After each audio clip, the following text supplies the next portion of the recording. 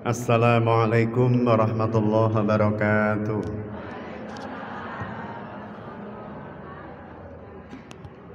Innal hamdalillah nasta'inuhu wa nastaghfiruh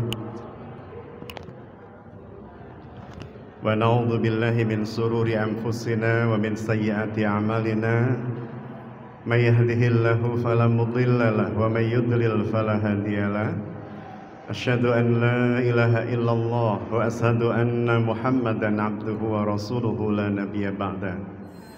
Allahumma salli ala sayyidina Muhammadin wa ala alihi wa sahbihi ajma'in.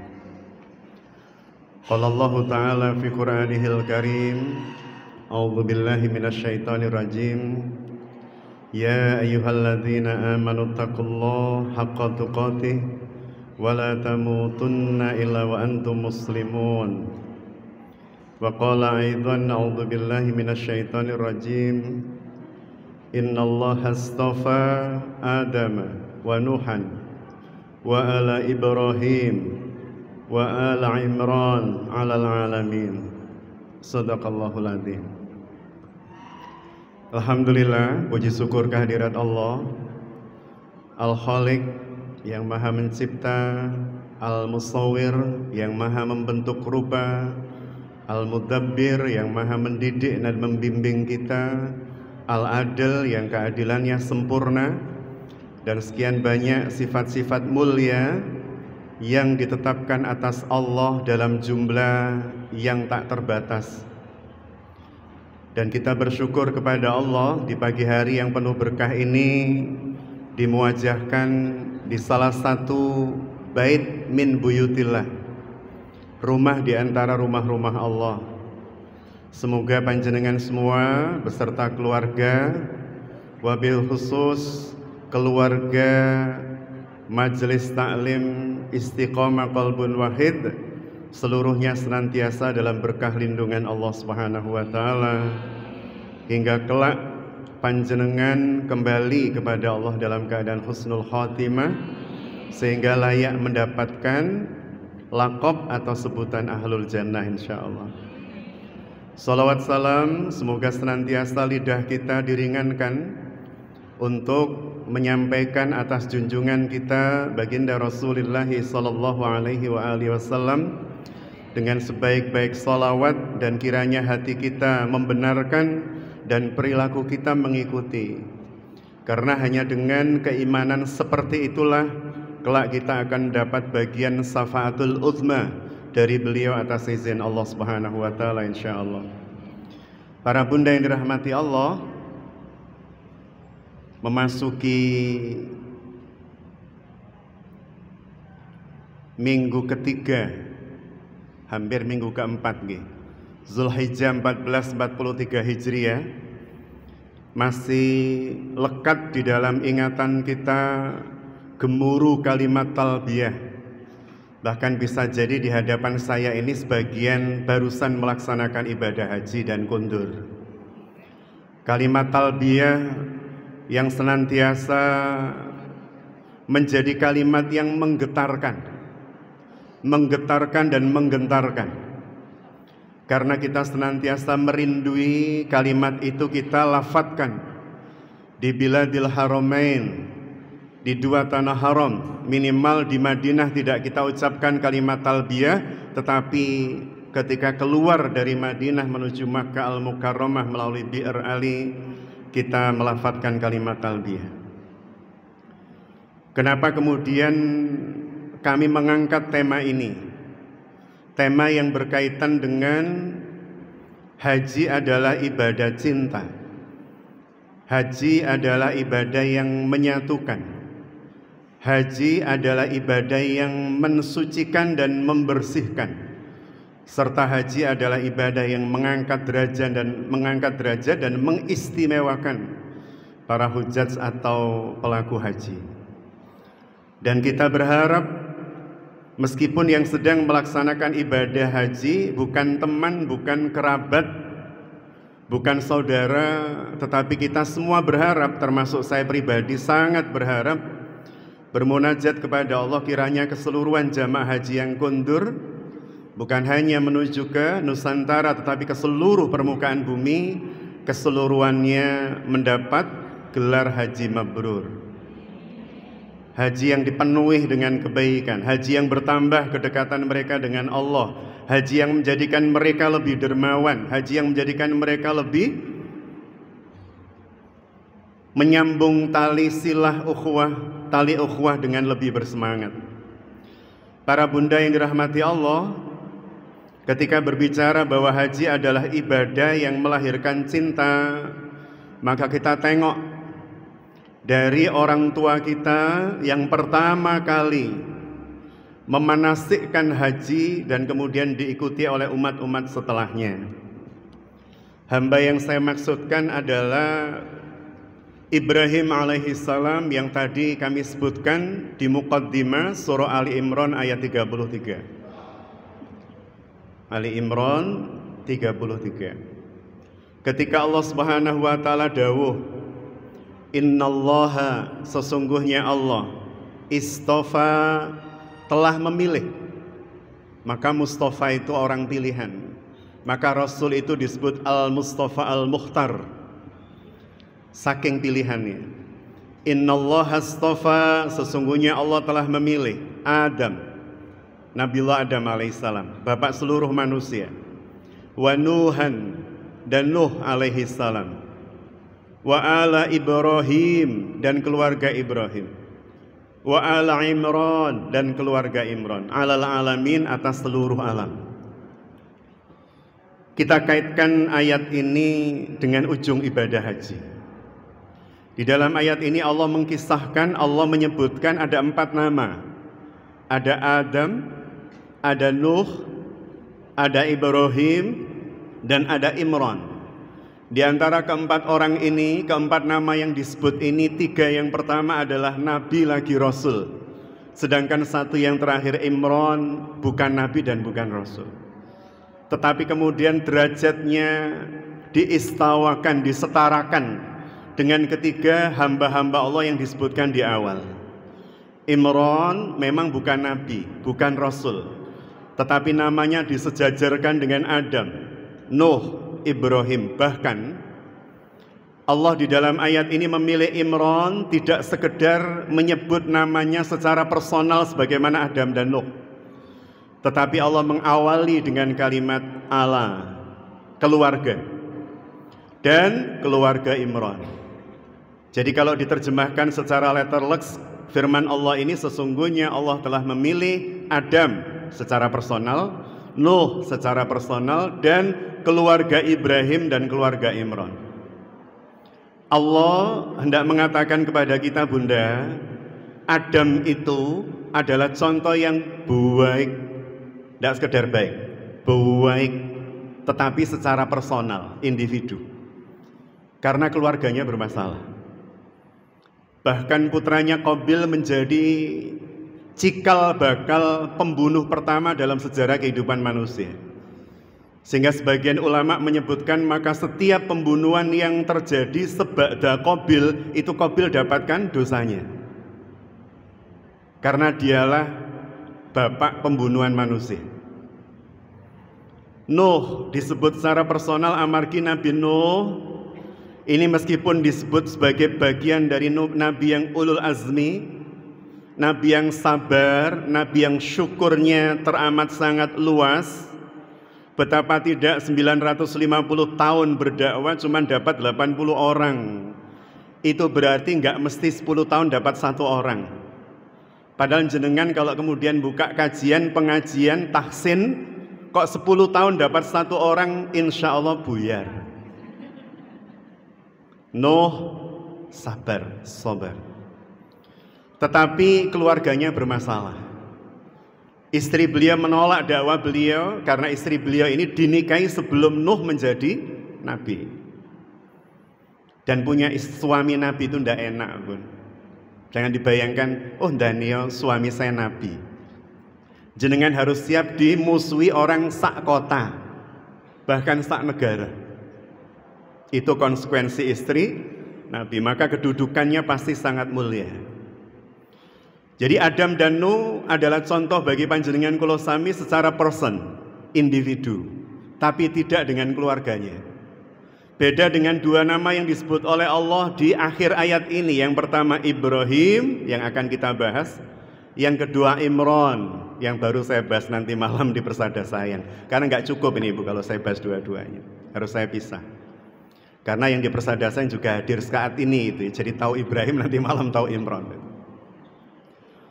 Maka para bunda yang dirahmati Allah, yang menarik dari ayat ini, ketika Allah Subhanahu wa ta'ala menunjukkan nama Ibrahim dan Imran dengan menyertakan keluarganya, maka panjenengan kula sami bilih ngersakaken dan pasti pengen menjadikan keluarga kita keluarga yang harmoni, yang dikumpulkan oleh Allah dunia hingga surga.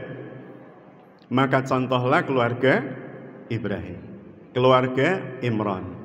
Tapi nggih berarti Masya Allah. Nanti kita lihat ya, berawal dari haji. Ibadah haji itu ibadah kolosal, bunda yang dirahmati Allah, yang diawali oleh Ibrahim alaihissalam. Sekilas nih tentang Adam dan Nuh tadi saya tambahkan sedikit agar supaya panjenengan tidak underestimate dengan dua nabi ini. Oh, nabi kok anaknya bangkang gitu. Yang pertama Nabi Adam. Nabi Adam itu paling tidak Allah memujinya karena kesadaran bertaubatnya itu istimewa. Beliau ketika melakukan kesalahan, memakan buah yang Allah melarangnya untuk memakannya di surga,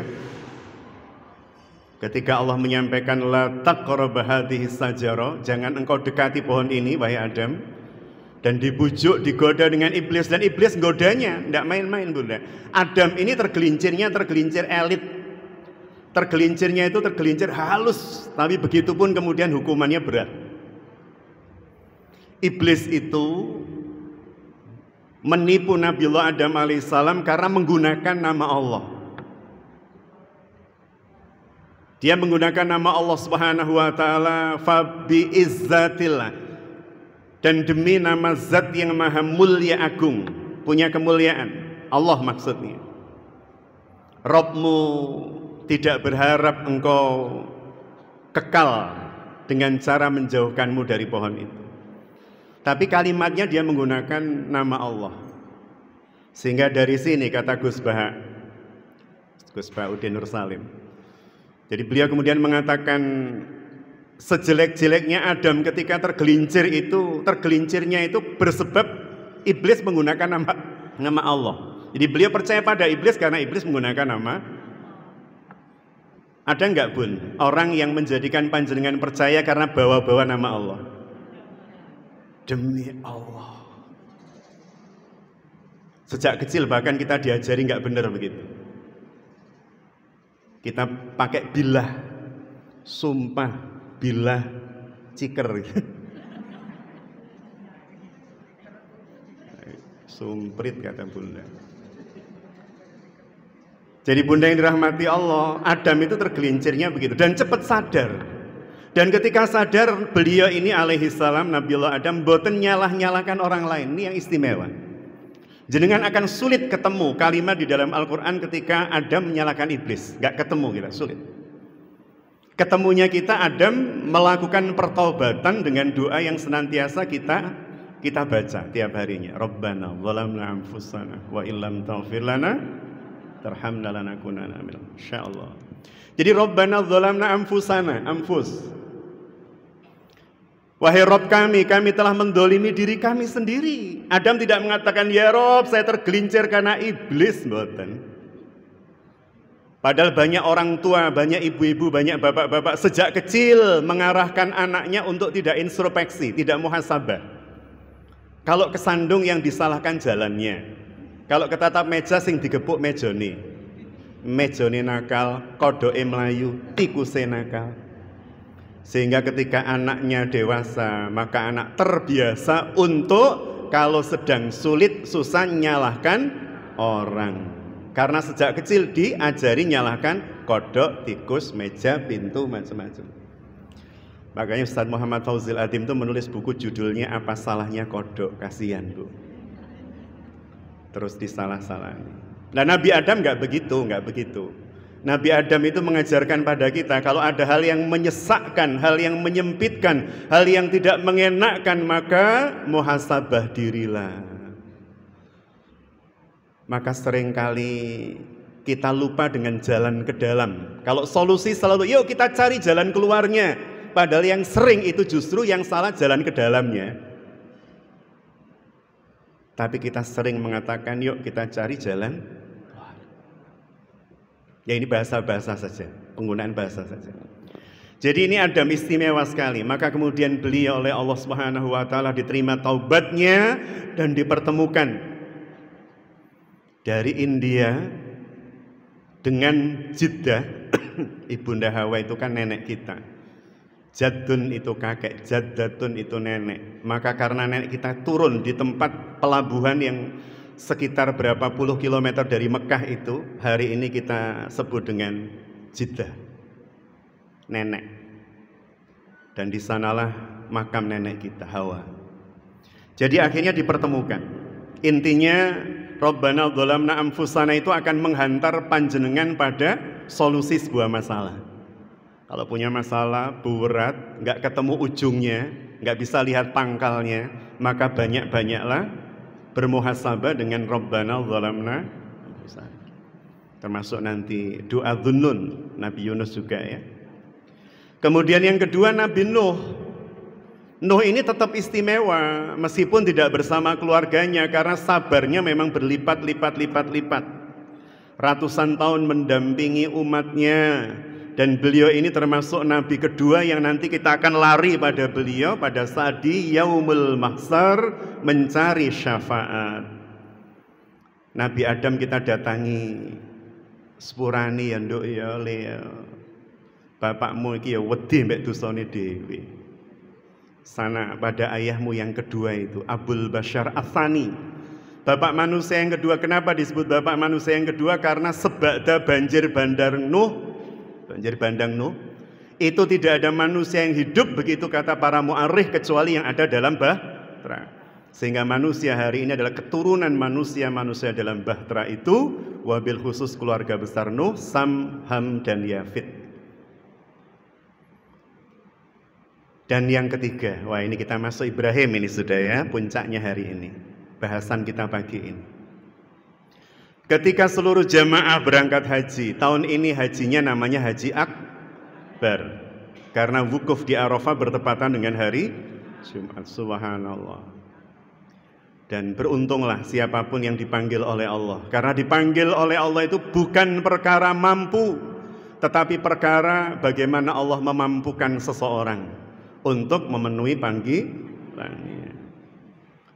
Sehingga kemarin sempat 7.800 jamaah haji furoda tertahan tidak bisa berangkat. Para bunda yang dirahmati Allah, maka ketika haji itu telah dihelat, seluruh manusia datang ke sana dengan mengenakan 2 lembar kain bagi yang laki-laki, dan di sana kita memerankan. Terakhir bahasan saya di sini apa, Bun? Mboten kemutan nggih. Saya juga lupa soal. Ustadz Fuad biasanya yang hafal ya, karena beliau yang nyuting. Jadi para bunda yang dirahmati Allah, ketika kemudian berkumpul jutaan manusia di sana, seakan-akan Allah Subhanahu wa taala hendak menyampaikan kepada panjenengan beberapa hal. Satu, yang menjadi tuan rumah jamaah haji adalah Allah, bukan Raja Salman. Gini boleh. Maka suguhan iklimnya itu bukan Raja Salman yang nyetel atau bin Salman, anaknya Raja Salman, tapi Allah. Kemudian bertemu dengan siapa kita di sana, keadaan hotel yang kita masuki seperti apa dan seterusnya. Sungguh Allah Subhanahu wa taala yang menetapkannya sebagai tuan rumah, maka sebagai tamu yang baik selayaknya lah menerima suguhan dari sang tuan rumah dengan ridho, bukan dengan ikhlas. Ikhlas itu yang menyuguhkan. Kalau yang menerima, ridho. Terimalah musibah dengan ikhlas, bukan terimalah musibah dengan ridho. Kita ridho atas apa yang disuguhkan oleh Allah Subhanahu wa taala di sana, yang kemudian para jamaah haji itu oleh Allah Subhanahu wa taala diminta di atas sebuah panggung kolosal yang bernama Masjidil Haram, yang bernama Mina, yang bernama Musdalifah, yang bernama Arafah. Ini panggungnya. Kemudian para jamaah haji itu memainkan peran di sana. Ada peran yang dimainkan. Ada peran Ibrahim, ada peran Hajar, ada peran Ismail. Yang keseluruhan peran-peran itu wajib dimainkan dengan baik agar di ujungnya mendapatkan piala citra atau Oscar yang bernama Mabrur. Itu yang diperebutkan. Yang diperankan, kalau Christine Hakim, Cut Nyak Din misalnya. Yang diperankan oleh jamaah haji kemarin, Ibrahim. Yang diperankan oleh jamaah haji kemarin, Hajar. Yang diperankan oleh jamaah haji kemarin, Ismail. Makanya tawaf itu, Bunda, tidak searah jarum jam arahnya, tetapi berlawanan. Kalau searah jam waktu menikah, waktu itu jam itu, jarum jamnya kan ngaten, tek tek tek tek tek. Itu kan menuju waktu yang akan. Tapi kalau kemudian geraknya berlawanan arah jarum jam, berarti dia tidak menuju waktu yang akan, tetapi memasuki waktu masa lalu. Kita memasuki waktu Ibrahim. Kita melihat Ibrahim di masa lalunya. Untuk kemudian kita belajar menjadi Ibrahim, Hajar, Ismail, bahkan Rasulullah SAW. Makanya tawafnya arahnya melawan arah waktu, ya, menuju waktu lampau. Apa yang kemudian kita lakukan? Salah satunya ketika tawaf. Panjenengan tawaf berawal dari titik yang bernama Rukun Hajar Aswad, bergerak memutar dengan bacaan kalimat tahmid, tahlil, takbir, hamdalah, kalimat apapun, hauqalah juga boleh. Doa-doa bahkan dengan bahasa Indonesia, nggih angsal. Tidak terpatok pada bacaan-bacaan tertentu kecuali dari Rukun Yamani menuju Hajar Aswad, doa sapu jagat yang panjenengan pasti hafal. Selain itu doa apapun boleh. Berzikir dengan kalimat apapun boleh, bahkan dengan bahasa apapun boleh.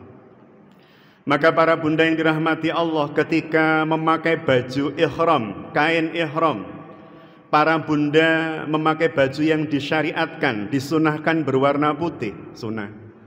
Atau mayoritas ulama mensunahkan baju yang lain berwarna gelap. Meskipun baju berwarna ngiangsal. Ketika kemudian kita sudah mengganti, bagi yang laki-laki mengenakan kain ihram, seluruh emblem, pangkat, simbol semuanya dilepas. Padahal dalam peribahasa kita disebutkan ajine rogo saka busana. Allah ternyata mengajarkan pada kita, ajine menungsa iku dari hati, saka qalbun manah. Tidak bersandar kepada merek baju, sehingga kemudian semua harus dilucuti. Dan ketika kemudian semua dilucuti, tidak ada yang muncul di dalam benak kecuali pengakuan bahwa kita semua sama di hadapan Allah Subhanahu wa taala. Tidak ada yang membedakan. Tawafnya juga sama, tidak kemudian raja tawafnya bisa didiskon 3 kali nggih mboten. Bahkan orang yang sepuh pun ya tawafnya harus 7 kali. Menawi mboten kiat nggih digendong, menawi mboten saged nggih didorong, tetapi tetap 7 kali. Semuanya melakukan hal yang sama, dengan poros putar yang sama.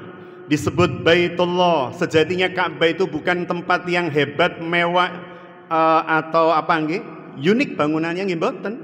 Wong Ka'bah itu maknanya segi 4 kubus, meskipun tidak benar-benar kubus karena panjang lebar dan tingginya tidak sama. Bangunannya biasa.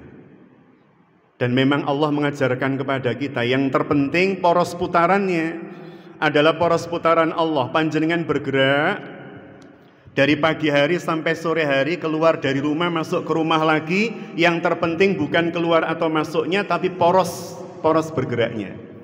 Ke pasar porosnya Allah, ke toko porosnya Allah, ke tempat tetangga, sahabat, rekan, teman porosnya Allah, dan seterusnya. Jadi kita belajar di sana untuk kemudian benar-benar hanya menjadi hamba Allah semata. Dilanjutkan dengan sa'i di mas'a.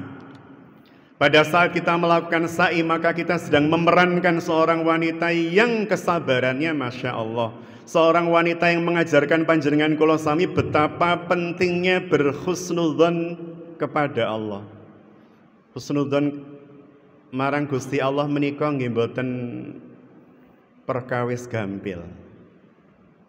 Karena kadang sesekali muncul bisikan setan, wong saya itu ngajine ya temen, puasa sunahnya ya jalan, sholat malamnya ya terus, sholat 5 waktunya ndak pernah bolong, tetapi tetangga sebelah rezekinya lebih lancar.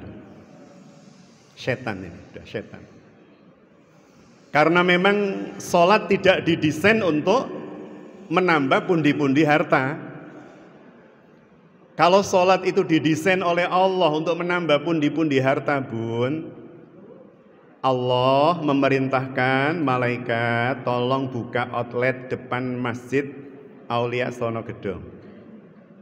Setiap 1 rakaat sholat dapat 20.000. Kinten-kinten penuh napa mboten? Ndak penuh, Bu. Penuh. Meluber sampai jalan tuh. Kenapa 1 rakaat 20? Bahkan ketika subuh anake 3, 4, 5 ditangekne kabeh, ayo le eman. 5 anak kali 2 rakaat. Belum lagi 2 rakaat qobliyah subuh. Bila perlu diadakan ba'diyah subuh meskipun nggak ada syariatnya. Saking pengennya dapat 20.000 per rakaat. Jadi pasti penuh. Tapi kan sholat tidak didesain untuk itu. Sehingga kalau ada seorang bapak, seorang ibu yang ngeluh, jumlah pundi-pundinya ndak nambah, angka di buku tabungan yang ngunu-ngunu wae itu kan. Karena seringkali kemudian ada ibu yang membaca buku sampai nangis ya buku tabungan itu. Karena melihat saldo itu kan. Kok nggak nambah-nambah itu ya. Meskipun kemudian sholat sudah dilakukan secara penuh dan seterusnya, karena memang sholat tidak ada kaitan dengan bertambahnya pundi-pundi kita. Tapi Allah menyampaikan inna sholata tanha anil, itu salah satu hakikat sholat. Dia menjadikan kita manusia yang berkarakter, yang dengan itu insya Allah hal-hal yang berkaitan rizki oleh Allah akan diatur sehingga kemudian senantiasa cukup. Senantiasa cukup. Maka para bunda yang dirahmati Allah, ketika kemudian panjenengan kula sami meniti jalan Ibunda Hajar alaihassalam, wanita yang sangat berprasangka positif terhadap Allah sehingga ketika ditinggal suaminya berkali-kali, ini saya ceritakan di sebuah tempat di surah Ibrahim ayat 37 yang Allah sebutkan di dalam ayatnya biwadin ghairi dzar'in, di sebuah padang tandus tanpa tanaman, tanpa oase, tidak ada tetangga, tidak ada supermarket, apalagi giant market itu ya. Tidak ada apapun. Kemudian ditinggal sang istri dan anak yang masih dalam buayan. Dan yang menarik begini, sejatinya sejarah sa'i ya, sa'i itu lakunya, mas'a itu tempatnya. Sejarah sa'i di mas'a itu sebenarnya mengajarkan kepada panjenengan dan saya tentang konsep sabarnya sepasang suami istri yang super istimewa ini. Jenengan bayangkan Ibrahim itu belum punya anak sampai usia 86 tahun, Bu. Di sini insya Allah tidak ada 86 tahun. Rata-rata kan 31, 32. 86 tahun belum punya anak. Sampai kemudian sang istri yang mencintai suami karena Allah, mencintai suaminya karena Allah bukan karena suami, bilang pada suaminya, Mas Ibrahim maksudnya, Sayyidatina Sarah yang bilang kan, panjenengan nikahi Hajar itu. Karena dia tahu Hajar itu keturunan bangsawan, karena dia tahu Hajar itu wanita baik, wanita solihah, wanita tangguh. Dan Sarah tahu yang berhak dan layak mendampingi suaminya hanya wanita-wanita hebat. Maka Sarah memilihkan wanita terbaik. Tidak kemudian milih sing karen-karen boten. Tapi karena tahu suaminya adalah Ibrahim. sehingga layak dipilihkan wanita terbaik dan layak untuk kemudian diminta menikah karena kelas Ibrahim. Sayang kalau tidak punya putra. Maka menikahlah kemudian dengan Hajar, Sayyidatina Hajar.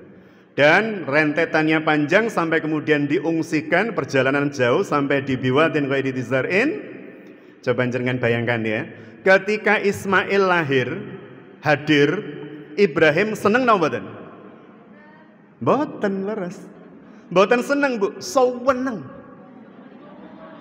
Itu sama dengan teman saya, Ustaz, nikah itu ternyata ndak enak ya. Tapi enak katanya. Nabi Ibrahim itu tidak senang, Bu, seweneng, senoweng begitu. Ketika kemudian seweneng, mungkin enggak sesuatu yang menyenangkan jenengan itu kadang mengurangi hak Allah. Kita menyukai sesuatu itu sampai mengurangi hak Allah. Beli handphone baru, biasanya kalau pas adzan tuh langsung berangkat. Tapi karena handphonenya baru, aplikasinya canggih-canggih, dolanan HP ini seweneng. Sampai biasanya adzan langsung jekekal ambil air wudhu, itu adzan masih tak. Itu berarti dia mengurangi hak karena sesuatu yang menyenangkan dirinya. Ibrahim punya anak, seweneng. Mungkin gak hak Allah terkurangi? Pertanyaannya mungkin gak? Mungkin. Meskipun kelasnya Ibrahim beda dengan kita. Mungkin. Maka cara mengujinya bagaimana? Cara mengujinya bahwa hak Allah tidak diambil. Bandingkan, komparasikan. Allah membandingkan. Coba bandingkan cintamu padaku dengan anakmu. Jauhkan anakmu. Wah, Bu, jauhkan, Bu. Dijauhkan kalau kemudian jalan doho ke Meijen Sungkono. Masih enak. Ini jauhkannya 1225 kilo yang perjalanan itu berbulan-bulan. Jauhkan. Bukan hanya dijauhkan, tinggal Ibrahim di tempat yang tidak ada tanaman, tidak ada sumber air. Anak yang paling beliau cintai, yang telah memenuhi hati beliau dengan kebahagiaan, disuruh mindahkan, menghijrahkan, dan disuruh ninggal di tempat itu. Itu kalau saya, Bu, langsung angkat bendera putih dalam prai jadi nabi, ya Allah, berat, Bu. Nggak mungkin, Bu, sudah. Saya bayangkan nggak mungkin saya tega itu sudah. Wong ngelepas anak mondok aja nangis. Ya Allah, ini bukan mondok. Kalau mondok kan masih makan. Kalau anak saya 1 hari 2 kali itu kan. Meskipun hampir tiap hari sambal tempe dan teri. Tapi ini nggak ada apa-apa. Ini padang pasir, nggak ada oase, nggak ada supermarket, nggak ada peracangan itu ya. Disuruh ninggal di sana. Maka saya cuma bayangkan ketika saya mengantar anak saya ke Ma'had itu. Ya Allah, loh, ngantar ke Ma'had gini aja, semenda. Lah Ibrahim gimana ya? Saya pasti kalau jadi Ibrahim sudah angkat tangan itu, ya Allah, pun gak nabi-nabian mboten napa-napa pun dados menungso biasa mawon. Mboten napa-napa. Berat, Bu.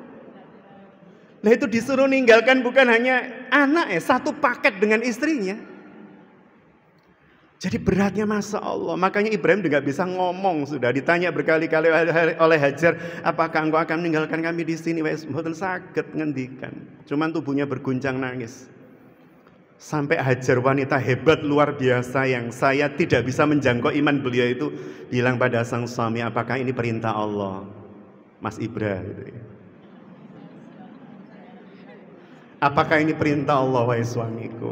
Ya Ibrahim gak bisa ngomong pun, cuma noleh sambil ngangguk. Pelan kalimatnya, na'am, bala, iya. Maka wanita yang super hebat ini bilang, jika ini perintah Allah, jenengan kundur. Karena Allah pasti tidak menyia-nyiakan saya. Ini loh, Bu, puncak husnudzon itu begitu loh.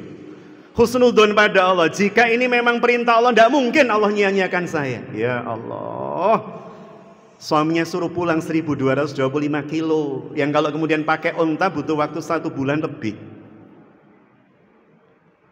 Dan beliau tatak melihat suaminya. Dan ketika suaminya ini juga ini pasangan yang Masya Allah, suaminya tidak kuat, Bu, melihat istri dan anaknya ditinggal, tertatih-tatih, tubuhnya masih terguncang, air matanya terus mengalir, sampai ada gundukan pasir begini.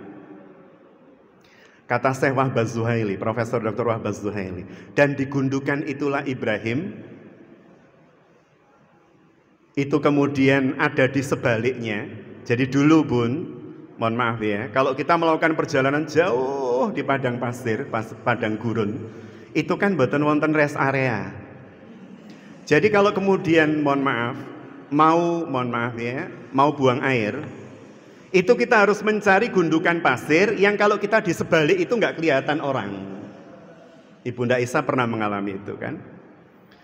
Jadi Nabi Ibrahim itu ketika sampai di sebalik gundukan itu, istrinya nggak bisa lihat gitu Bu ya. Nabi Ibrahim baru membalikkan tubuhnya, baru berani melihat. Tapi di sini punya pasir. Dan disitulah beliau berdoa. Kalimatnya, Rabbi ij'al hadza balada amina. 35 surah Ibrahim. Ya Allah, jadikan negeri tempat anak dan istri yang aku tinggalkan ini balad. Balad itu nama Bu? Mall di Jeddah bukan Bu ya. Balad itu negeri, tanah, wilayah. Ya Allah, jadikan negeri tempat anak dan istriku aku tinggalkan ini amina, aman. Berarti syarat tumbuh kembang keluarga yang harmonis, sakinah, mawaddah, warahmah, anak-anak tumbuh secara terbimbing dengan adab dan etika, syaratnya tempat tumbuh kembangnya harus aman. Maka jadikan rumah itu adalah rumah kita itu adalah tempat paling aman buat anak-anak, buat pasangan kita. Tempat paling aman. Kalau di luar ketemu dengan bulian, di luar ketemu dengan cacian, di luar ketemu dengan makian, di luar ketemu dengan cibiran, maka tempat paling aman harusnya di rumah. Sehingga ketika nyampe di pagar itu sudah adem. Nyampe pagar itu loh sudah adem. Karena ada orang nyampe pagar itu Bun ya udah deg. Ya mesti diinterogasi sama istri gitu kan. Ayo tuh kok endineh gitu kan. Nyampe di pagar itu sudah adem. Ini doa Ibrahim. Maka beliau bermohon pada Allah, jadikan lingkungan tempat tumbuh kembang anak istriku tempat aman ya Allah. Wajnubni, dan jauhkanlah ya Rob, wabani, saya dan anak cucu saya dulu dan anak cucu saya, an-na'budal asnam, dari menghamba. Na'budah, kami menghamba. Kepada siapa? Sonam, jamaknya al-asnam. Kepada sesuatu yang menjauhkan kami dari Allah. Sesuatu yang menjauhkan kita dari Allah itu disebut asnam. Terjemahannya dalam Quran biasanya berhala. Tetapi kemudian banyak mufassir yang menyebutkan maknanya jauh lebih dibanding sekedar berhala. Kalau berhala kan bayangan kita patung gitu toh Bun. Asnam itu lebih dari itu, karena yang disebut dengan asnam adalah apapun yang menjauhkan kita dari Allah, yang merampas cinta kita dari Allah, itulah asnam. Dan Nabi Ibrahim bermohon pada Allah, ya Allah, jadikan tempat anak dan istriku tumbuh ini tempat aman, dan jauhkan kami semua dari apa-apa yang menjadikan cinta kami padamu terkurangi ya Allah. Sepeda motor bisa mengurangi cinta kita pada Allah Bun? Bisa. Rumah bisa. Maka mereka semua bisa menjadi asnam. Saya pernah cerita kepada panjenengan Dr. Muhammad Yahya ketika berhaji dengan Pak Maftuh Basuni, mantan Menteri Agama, disangoni 6.000 US. Malah bingung ketika tawaf karena khawatir tasnya cepot, pedot, duitnya hilang. Allahnya hilang. Karena fokusnya pada menjaga duit ini. Hati-hati nanti kalau tawaf Bun. Sa'i Bun. Khawatir menjaga sesuatu yang kita cintai, sehingga cinta kita kepada Allah terkurangi, tergerus. Ngaji begini sambil mikirin sandal, muka-muka sandalku mulai jiono, seman. Ini sandal sudah menjadi asnam ini.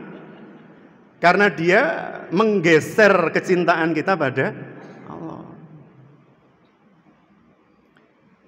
Saya kok kemudian ngaji begini, yang datang sedikit kecewa, Muhammad Hatta telah menjadikan jamaah itu berhala berarti. Jadi seperti apapun kemudian objek yang menjadikan dia kita cintai lebih dibanding Allah, setara dengan Allah saja tidak boleh apalagi lebih, maka dia disebut dengan asnam. Dan Nabi Ibrahim bermohon itu. Makanya nanti lahir anak dan istri, hadir anak dan istri yang super Bun, nggak bisa digoyahkan dengan apapun cintanya terhadap keren.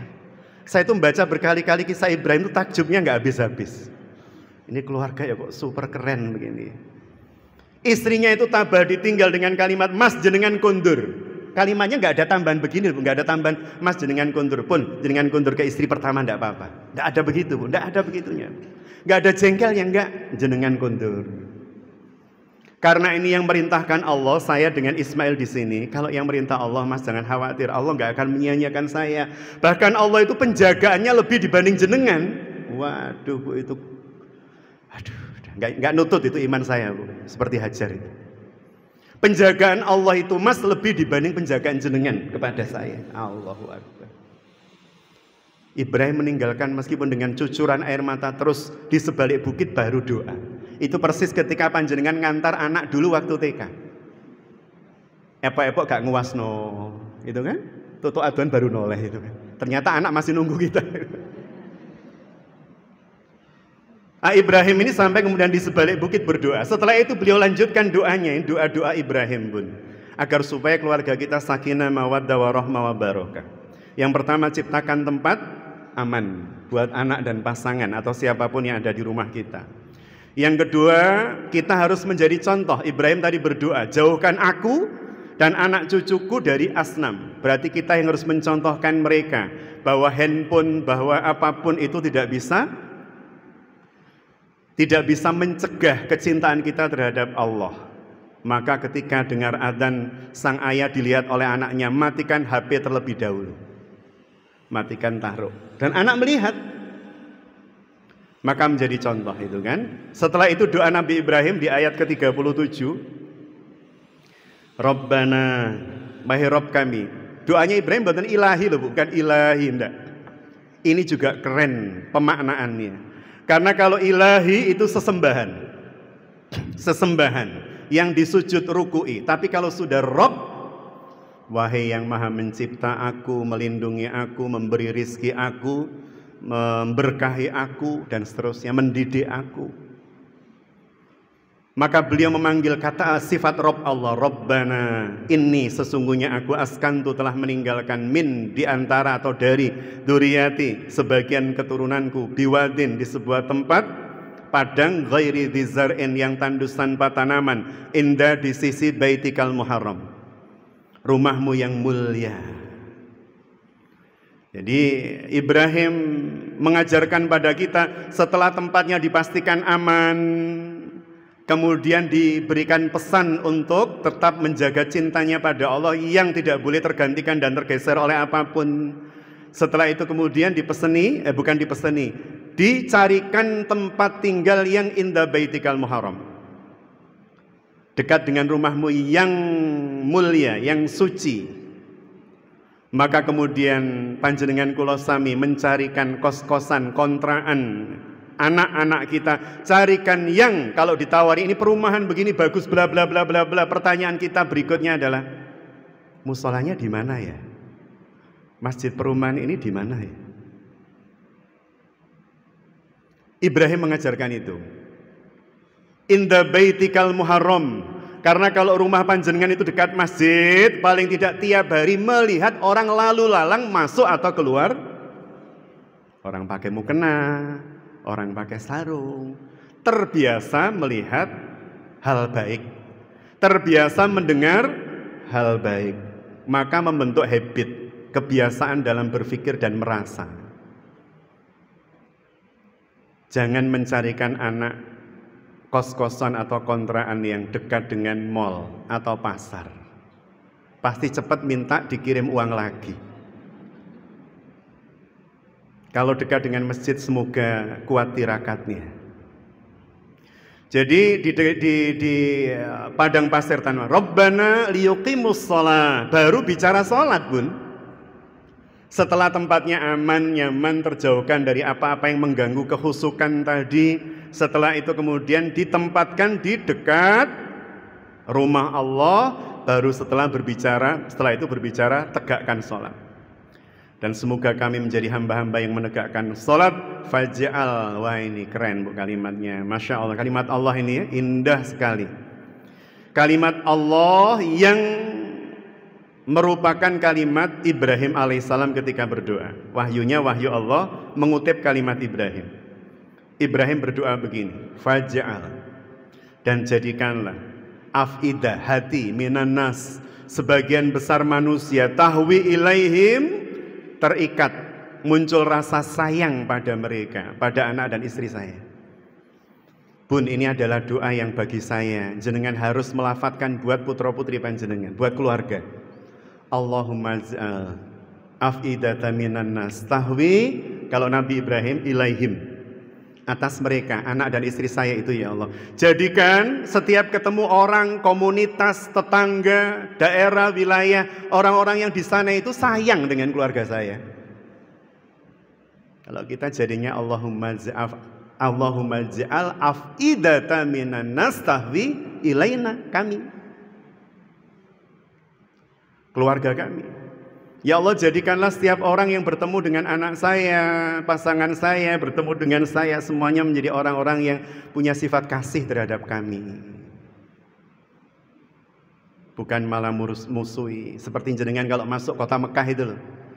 Jenengan langsung berdoa, Allahumma inna nas'aluka khairaha wa khairu ma fiha wa khairu ahliha. Ya Allah, jadikan kota ini, wilayah ini baik buat kami, ahlinya, orang-orang yang di sana baik buat kami, dan apa-apa yang di sana baik buat kami. Begitu. Warzuqhum minas samarat, baru mintanya minta makanan, Bu. Nabi Ibrahim itu.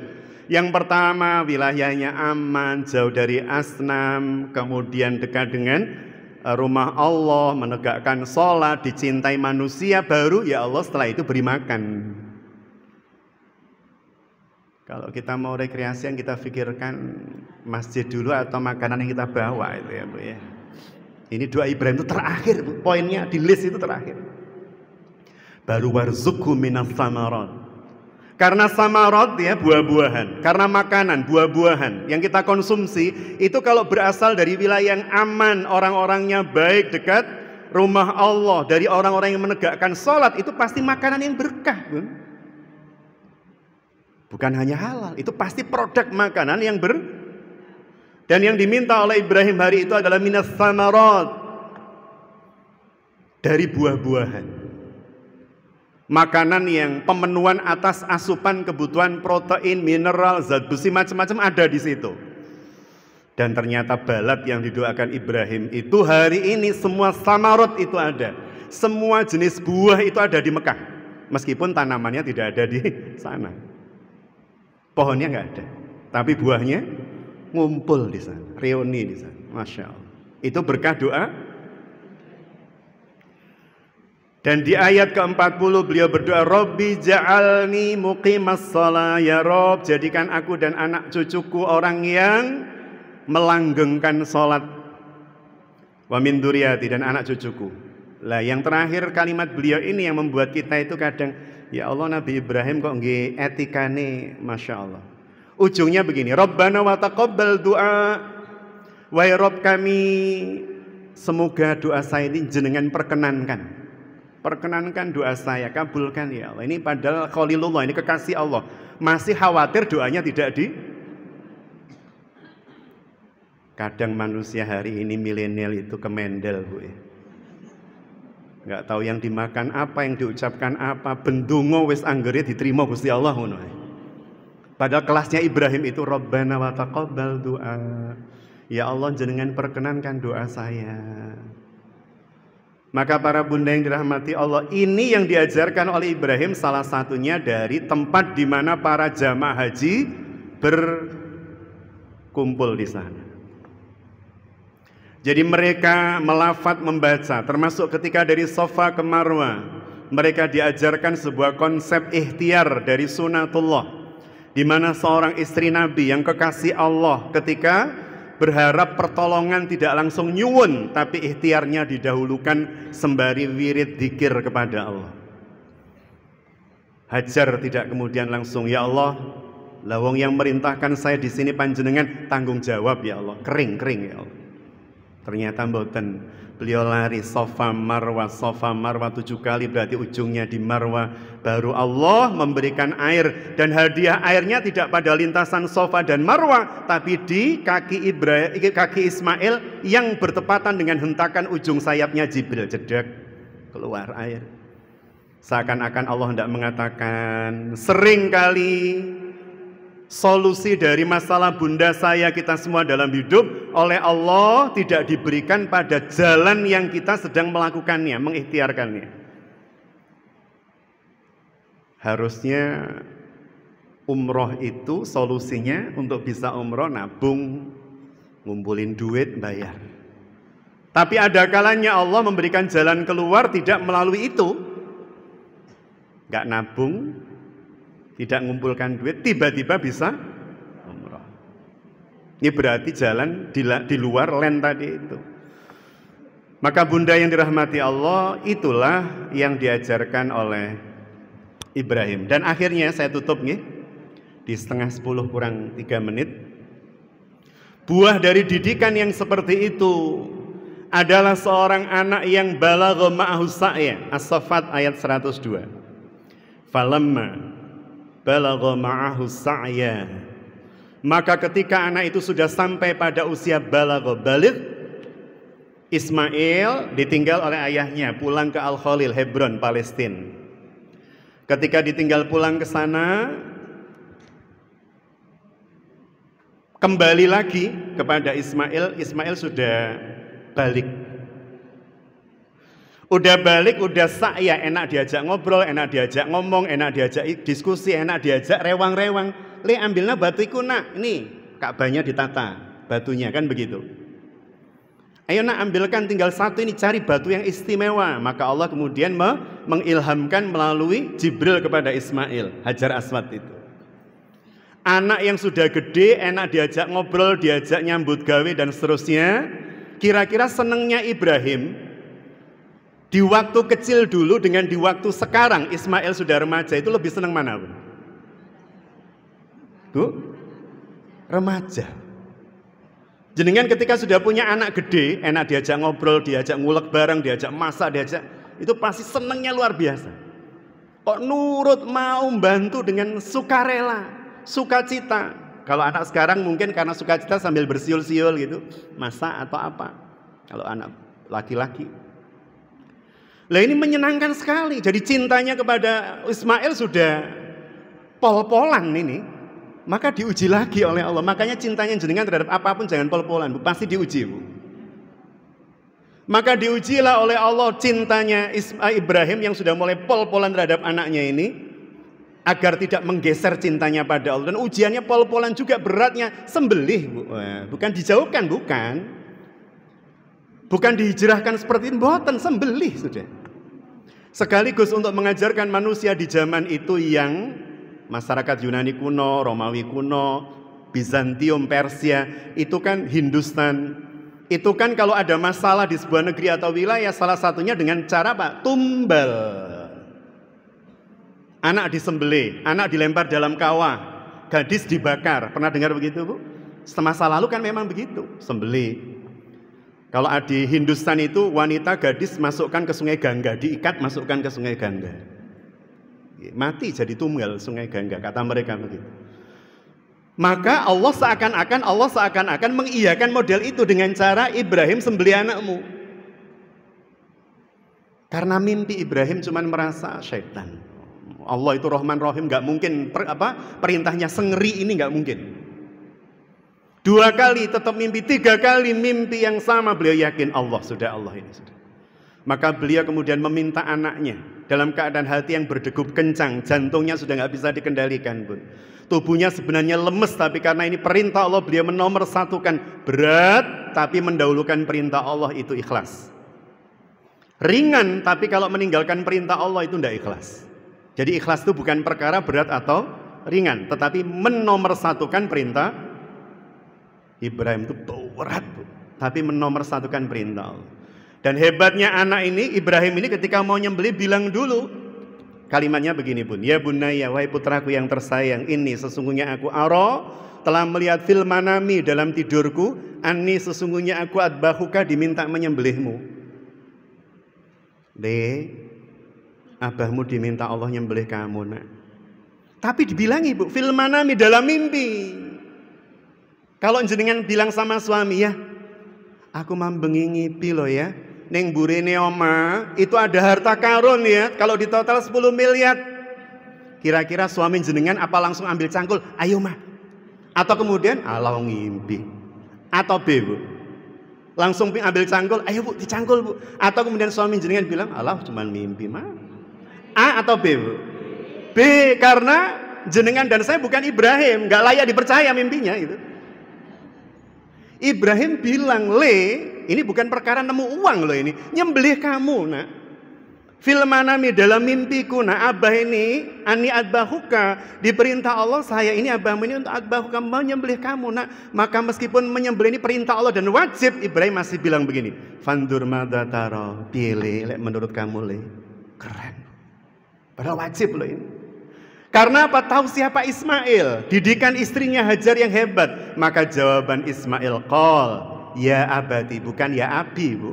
Kalau anak kita mungkin abi pada ayahnya, wahai ayahku, bukan begitu. Ismail jawabnya ya abadi, ada tak taknis di situ. Jinsiatul apa? Muannas. Wahai ayahku yang mirip seorang ibu kasih sayangnya, begitulah. Wahai ayahku yang hatinya mirip seorang wanita kasih sayangnya terhadap anaknya. Karena saking dahsyatnya, makanya manggilnya bukan ya abi, bukan abadi. Wahai ayahku yang hatinya seperti seorang wanita kasih sayangnya, if'al ma tu'mar, lakukan apa yang diperintahkan pada panjenengan. Satajiduni, maka semoga panjenengan melihat saya sebagai anak yang minas sabirin, sabar. Ini menunjukkan Ismail pun takut bu. Satajiduni ini, semoga nanti ketika jenengan nyembelih saya sabar begitu maksudnya. Karena dia sendiri takut bu. Mohon maaf, Mas Suat ya, Gus Suat, saya putra putri jenengan yang laki-laki atau suami dulu ketika masih kecil di tahun 70-an, apalagi yang tahun 60-an, ketika mau khitan itu pasti ada takutnya bu dulu. You know what? Sekarang kan pengumuman sunat gak sulit, gak sakit ya Dokter Hendra itu kan. Jadi apalagi mau digorok, aduh. Sambil bawa pedang gitu misalnya ayahnya, ayahmu diminta Allah untuk nyembelih kamu nak. Kira-kira sang anak meskipun sabar, takut nggak bu? Takut pasti. Maka kalimatnya satajiduni, mugi-mugi panjenengan bah ya melihat saya nanti sabar ketika disembelih. Ini bapaknya kan malah ngejer, ya Allah anakku, kok ya sabarin rimoe konaai ridhoi. Kalau kita, ya Allah udah nggak jadi, ya Allah berat-berat pun. Tapi kemudian beliau lakukan dan kemudian oleh Allah bidhibhil azim, diganti dengan dhibhil azim, diganti dengan domba yang sangat besar. Sehingga Allah hari itu ingin mengajarkan pada manusia mempersembahkan tumbal itu haram hukumnya dalam bentuk apapun. Boleh menyembelih binatang tapi tak dalam rangka dilarung, tapi bagikan, bermanfaat, berguna. Ya, untuk kita maupun orang yang menerima. Ini keluarga yang penuh cinta, sehingga akhirnya oleh Allah kelak dikumpulkan di surga yang tertinggi, Jannatul Firdaus gitu ya. Baik, itu mungkin Bunda yang dirahmati Allah sekilas tentang asal muasal ibadah haji, meskipun sangat tidak lengkap dan sangat kulit, semoga ada manfaatnya. Ada yang mau disampaikan? Nonton nggih. Sampun nggih. Loh, mana? Oh, Waalaikumsalam warahmatullahi wabarakatuh. Ibunda terus pundi?